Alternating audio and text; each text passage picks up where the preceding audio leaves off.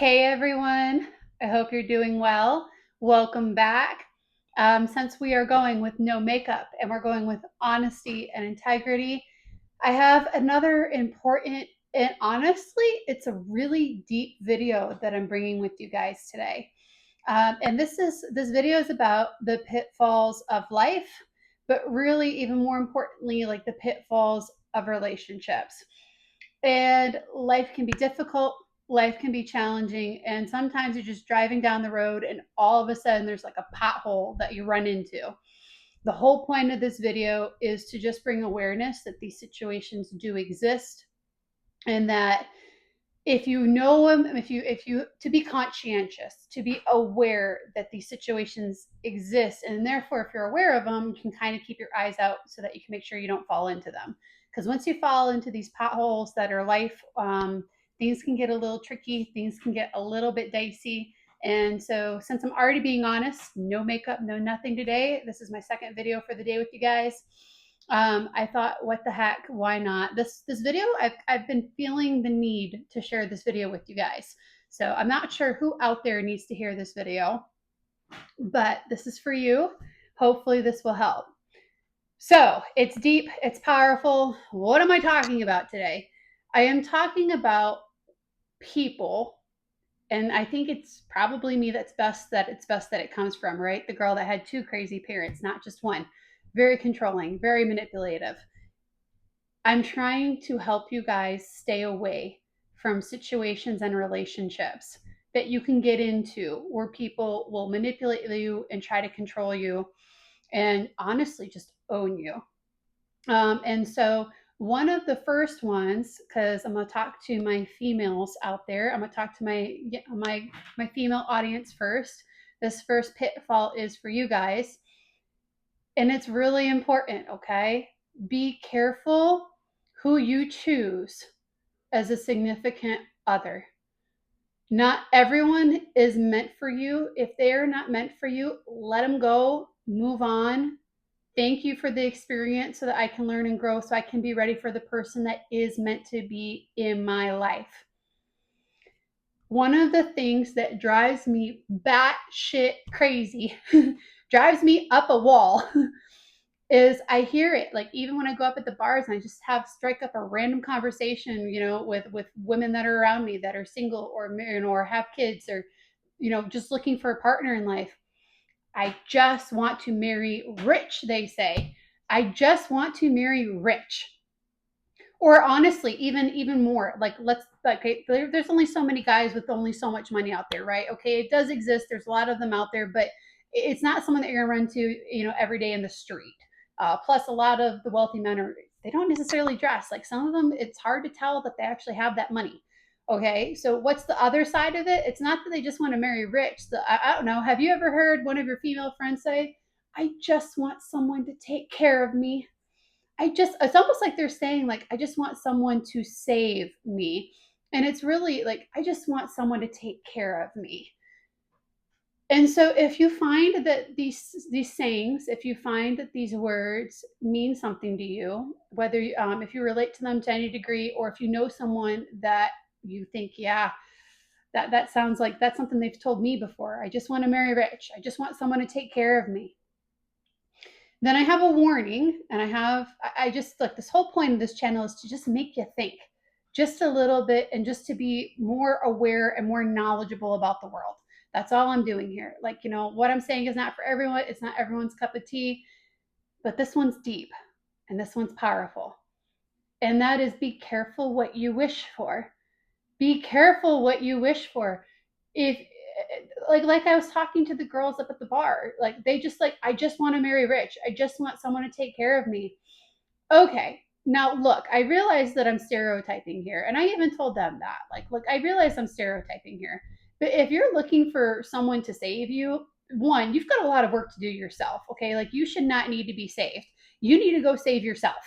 You need to you need to go grab your suit of armor, you need to go buy your own white horse, and you need to go save yourself first, because no one is out there to save you, no one is out there to change you, okay? And if they are, they're not good news. If they are not good news at all. So, if I just want to marry rich, okay, a male that is wealthy and has however many zeros in their bank account, guys, okay, there's some traits that come with that. If he has that much money in his bank account, you have to have some of these things in order to obtain that, and especially hold that kind of money. It doesn't grow on trees. There are certain traits that is demanded in order to obtain that. One, probably a workaholic, and you're talking to a girl. Look, I struggle with that. Like I struggle with balance sometimes because I will be full out like 80-hour weeks for sometimes years on end. Okay, like he's probably a workaholic. You're probably not going to see him very much. Probably very controlling. That's something I'm aware of. Like if you're in that scenario where you've got all these problems coming at you and you've got all this money and all these companies, like chances are like you could be borderline control freak, where like if you don't monitor that, if you don't recognize that, it can actually become a really big problem really quickly. Okay, like really quickly, where like you're having anxiety attacks because you're having all that control, all that pressure on your shoulders. So he could be a control freak. He could struggle with anxiety, depression, because if he's doing all this because he doesn't think he's enough and he's striving for more and more and more finances and resources, you complaining and whining because you don't have your mini Kelly or your Birkin, like, is not helping the situation. And he's probably not home all the time at all. And look, that's just the surface level. And I'm being stereotypical here, and I'm admitting to that this is not everyone. Also, and this one's a big one, another trait that if you have money or if you have any sort of significant rich, as I've heard people say, if you're looking for a rich male, chances are he's got more than a little bit of paranoia going on. Because here's the thing in business: if you're not growing, you're going. If you're not improving that company, that product, that situation on a regular, daily, sometimes even hourly basis, depending on what industry you're in, well, you've got competition nipping at your heels. You have to have some bit of paranoia to worry about the people that are nipping at your heels, that are coming to take your market share. And here's the thing: just like the anxiety, just like being a control freak, if you do not balance this, this could go into paranoia of who are you with? What guy are you seeing? That paranoia could very easily come around and turn around on you, his significant other. Be careful what you wish for when you say, I just want to marry rich. And there also are more extreme cases, okay? And these are two stories. They are not my own, but they're from beautiful souls that have come and gone into my life and that have passed quickly. The first is secondhand, freely admitting it. I got it from, I was talking with my hairdresser. I'm in a very populated city. There is a lot of money in the city that I'm in. And so hairdressers know everything. You want to befriend your hairdresser. They have all the connections. And when women go to get their hair done, like I'm not necessarily one of them, but like I've heard and like I know it's like almost like free therapy. Like these hairdressers learn so much about so many people. And he shared this story with me. I'm sharing this story with you. He said that this girl was gorgeous, like hit the genetic lottery. She was gorgeous, like blonde hair, blue eyed, and she took phenomenal care of herself. He said phenomenal care of herself. She didn't have anything else really going for her. She didn't have any special skill sets. She didn't come from a family of money or anything like that. But what she did do is she saved like all of her money and she bought all designer handbags and designer outfits, and like she bought symbols of clothing and outward looking symbols to attract money. And she accomplished her goal. She didn't just marry rich, she married extravagantly wealthy, he said. But and keep this in mind: if it's too good to be true, whether it's dating, a job, whatever it is, if it sounds too good to be true, it is. And before I go any further, I just want to say I am not hating on this. I'm not judging on this Everyone has their challenges. Nobody in this life has life easy. Nobody has it easy, okay? They don't. But if I learned from this story, and I'm hoping that you will too, and so I will finish it by saying that he did tell me, and this is something I heard loud and clear, and I hope you hear me too. There is a price tag on that. That extravagantly wealthy male that he was talking about, that she married, and she did marry him, came from nothing, just spent all of her time and money, dressing herself up and trying to look the part, trying to play the part, faking it till she made it, and she did make it. She married this beautifully wealthy man. However, he had an app on her phone to see where she was at. He controlled her entire schedule. He would even pick out the outfits that she would wear. This hairdresser told me. Okay, that level of control. Okay, remember when I said paranoia? Remember when I said about control freak? Like, okay, she made it. If you just want to marry rich, like this story that I'm telling you, this girl, she did it. I mean, she nailed it. She nailed it out of the park. But there's a price for that. And that price came at the cost of her freedom, on who she could see, what she could do. And I mean, she was whatever this guy wanted, and it looked however he wanted her to look. There is a price tag. And another story, and this one is not personal, but this is an acquaintance that had come and gone out of my life. I will share that if you don't know anything about me yet, I am a big horse lover. I've been riding since I was 4 years old. I am fairly, okay, that's a little too modest. I'm pretty talented when it comes to riding horses, okay? Like I can take a young 2-year-old and I can turn that thing into a Ferrari, given enough time and energy. Like I used to help a trainer where he would bring in, colts and fillies. I actually broke a few horses with him, and we would, he would turn around and sell it for, 20, 30 plus $1,000 off of whatever he got it for in 6 months. So been riding my whole life, love horses. It's one of the reasons why I'm working so freaking hard. I'm trying to get my own company off the ground, in case you don't know that about me. What's interesting, and this is where it plays into the story, that's why I'm sharing this. This acquaintance that I met, X however many years ago, was at the horse barn, and she had a troublesome horse. She couldn't get out there all the time. She needed some help. I needed something to ride, so we traded off. I gave her free training, and I got to ride, for free. It worked out really well. We both got something out of it, and she turned into a really beautiful acquaintance. I learned a lot from her. I'm gonna pause and I'm gonna make a note here for my younger females that are watching. Like, it never hurts to have friends from multiple areas of life. Okay, just because you're in your 20s does not mean you only have to have friends in their 20s. Okay, this lady was probably 50s, late 50s, early 60s, something like that, and she had so much life experience. I learned so much from her. It's good to be able to make friends with multiple levels of life. Okay, I'm an old soul. Okay, I gravitate. I've always been super independent, super responsible. There are some days where I just feel absolutely ancient, if I'm being honest. And it seems that older people seem to gravitate towards me, and I seem to make friends with them fairly easily. I'm saying that if you can get an opportunity to meet someone older than you that has more experience than you, that you should try to at least make an acquaintance with them, if not a friendship.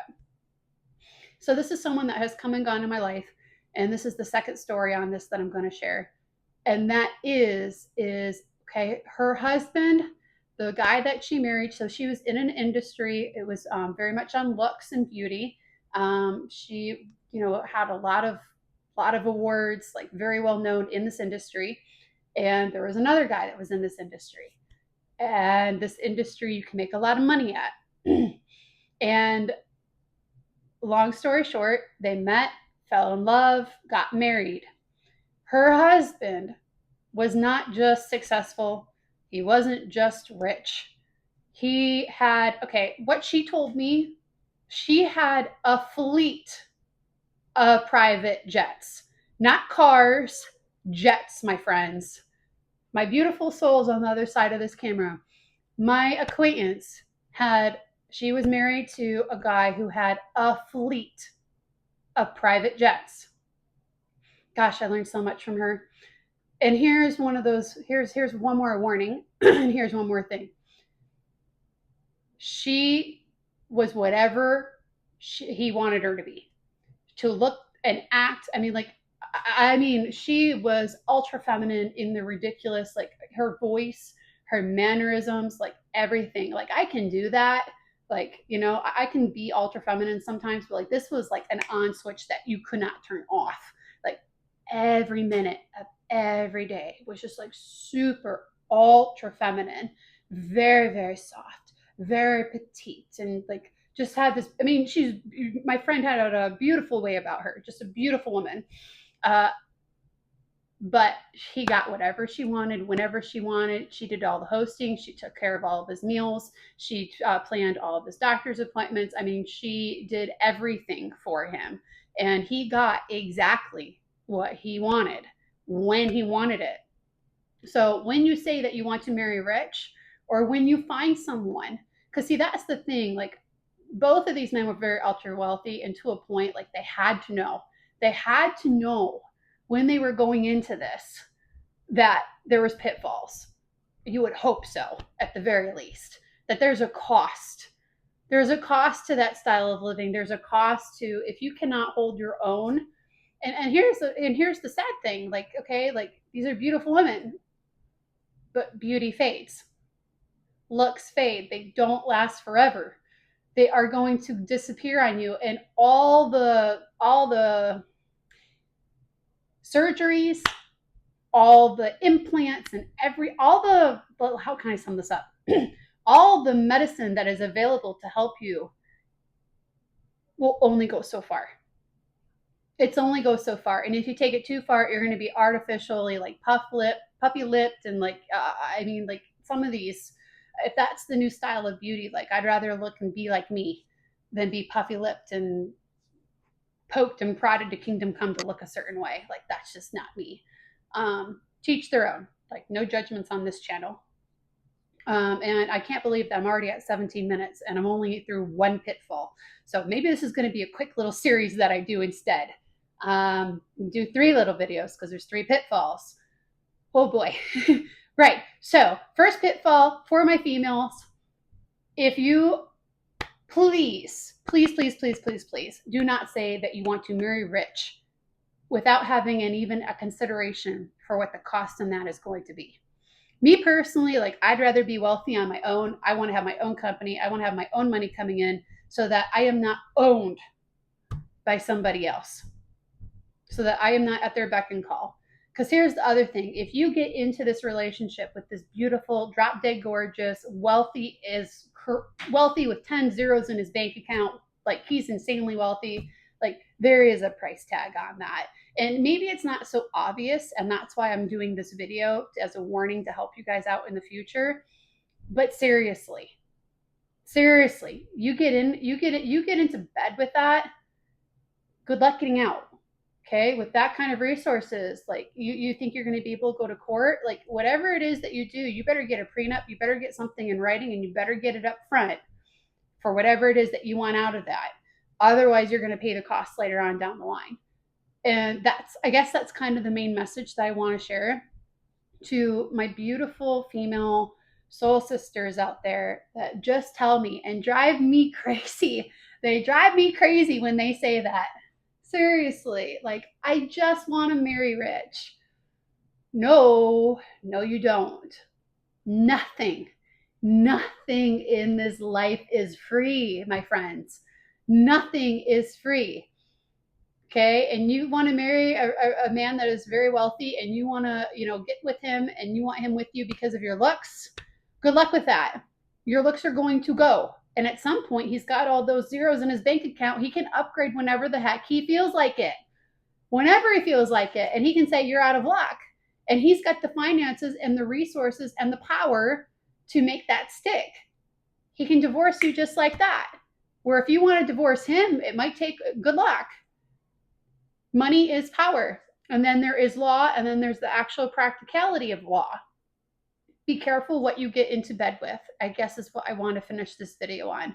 Be careful what you wish for. Okay. And yes, I did stereotype here a little bit. I freely admit it. But like I said, if he's that wealthy, if he's that well to do, and he's got that many zeros in his bank account, you better be careful. Okay. You better do some soul searching, and you better make sure that that's exactly what you want. And at the very least, try to get a prenup so that, if it doesn't work out, you've got a way out.